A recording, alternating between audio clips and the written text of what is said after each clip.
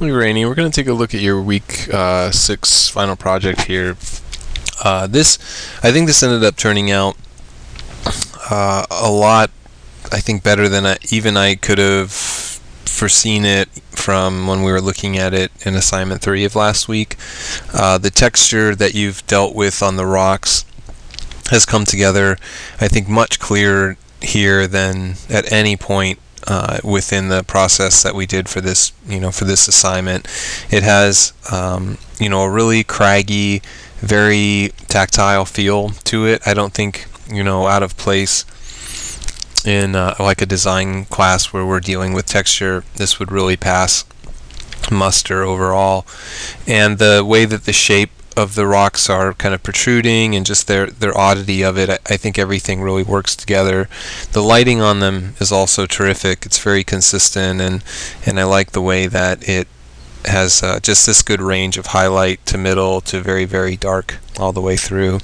Also doing a good job of getting this great sense of depth in place. It's very detailed here, maybe less detailed, not quite as dark, and then no detail at all, just kind of the outline of the shape.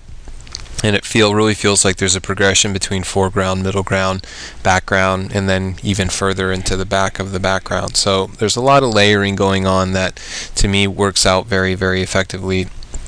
Texturally, the other components are very good. I think the stars look very good at this point. The moon does, I think, actually works well for me. I don't necessarily think you need to go in with too much detail in that regard. The character itself, very, very good. A lot of small details, a lot of pattern, a lot of color change going on, and so you've done a great job with the detail. I think we can always have more time to do something, but I think at some point you're just going to have to stop doing the work on a design. You can't just keep working on it forever, and I think that this ended up kind of stopping at a good point. There's a few kind of areas that I would like to see a little bit, I think, develop just a little bit more. The